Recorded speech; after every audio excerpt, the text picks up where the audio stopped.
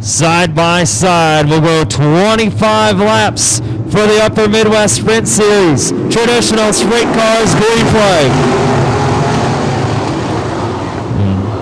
Rick Coe's fighting on the outside, but it's Johnny Parsons in the 12, the Owatonna, Minnesota driver, to the early advantage right around the bottom coves, gets way high, loses a couple of spots there after starting on the front row, but he'll continue to run that high side.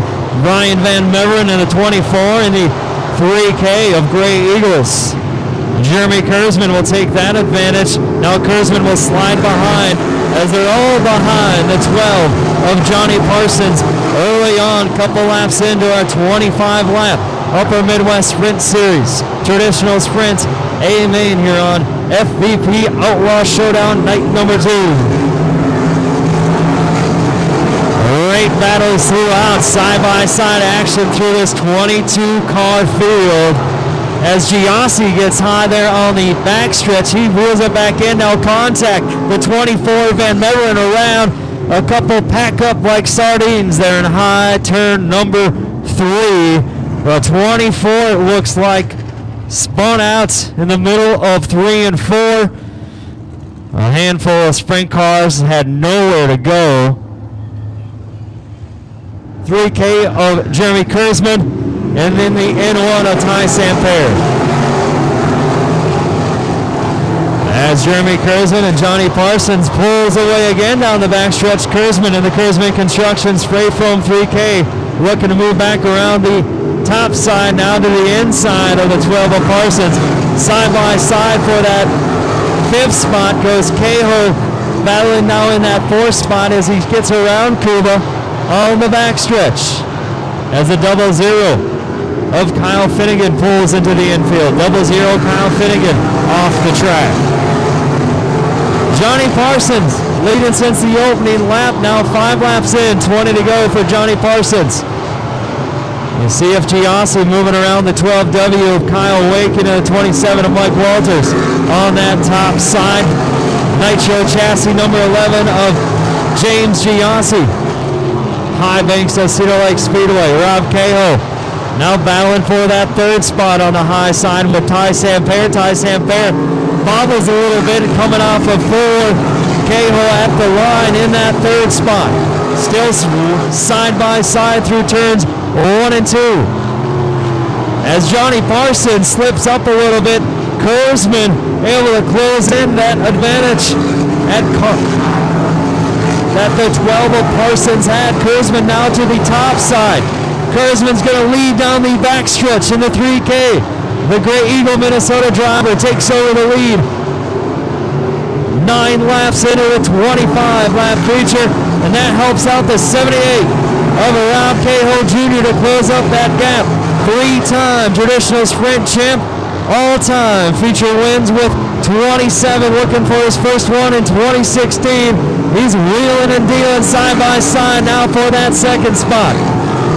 As a 3K of Kurzman moves, Johnny Parsons up over the tires there on the bottom. Cahill uses that to his advantage, works around him on the high side, now into 2nd.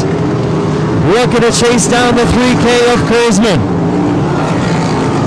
Battles all around here, the high banks of Cedar Lake Speedway, but the biggest one of them all will be for the front, as Kurzman now going to work around the lap car. The 90 of Tony Closey stays to the inside.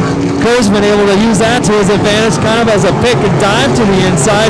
Didn't really help or hurt KO, as KO just stays nice and smooth through the high lines of 1 and 2 and 3 and 4. Kurzman lead now down to 0.5 of a second. We'll check it at the line next time by, halfway home right now. Looking at your top 5 again, it's Jeremy Kurzman, Rob Cahill Jr., Johnny Parsons, Ty Samper, and Jake Kuba. The 16, Anna Kuba, he'll be now in that 6th spot. Great run for her tonight, starting from that 14th spot on the field. As Kurzman continues the lead, Cahill now the lead just down to about 0.4 of a second, knocked a 10th off in the last 2 laps. As the 90 of Closey still kind of a lap down here, have cars slowing up. Everyone keeps on going on your front stretch. This is well behind the leaders mid-pack.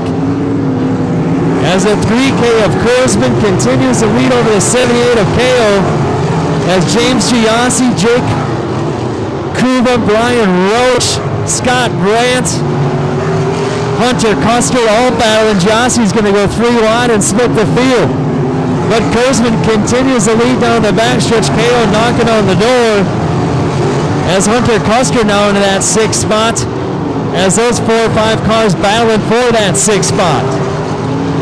Kurzman down into turns 1 and 2. Now back into that 6th spot. You see James Giassi. He's going to take over that 6th spot. And Brian Roach in the 99 working the inside. He's in that 7th, 8th spot now as Hunter Custer picks up that 7th spot. As James Giassi from the tail of the field, 3 laps in, he's going to try to chase down Jake Kula for that 4th and 5th spot. The white of Giassi. Giassi's in that 6th spot as he's up, actually not on that board. Giassi's transponder not working correctly. Obviously probably fell off in the accident. Still leading the 3K of Jeremy Kurzman. Now has a large advantage. There's all this action happening behind him. Jeremy Kurzman built his lead back up, about added a 1.5 seconds over Rob Cahill Jr. as we're getting down to our final laps. Next time by, there'll just be 4 to go. 4 to go for the Great Eagle, Minnesota driver. Now 3 to go for Jeremy Kurzman. As Rob Cahill Jr. still trying to reel him in, but a 1.5 seconds behind. Kurzman's going to have to make a mistake for him to bring home the checkers tonight. Johnny Parsons still kind of all alone in that 3rd spot. In that 4th spot right now. Great run tonight for the lady driver, Anna Kuba Hippie. Nice and easy around the bottom. Started in your 14th position on the grid tonight. White flag in the air for the 3K as he'll be working his way around turns 1 and 2 as Rob Cahill Jr. now a little bit closer to the 12 of Johnny Parsons in that 2nd and 3rd spot. Through turns 3 and 4 down the front stretch. 2 checkers in a row here this weekend in the Upper Midwest Sprint Series Traditional Sprints. It's Great Eagle, Minnesota's Jeremy Kurzman.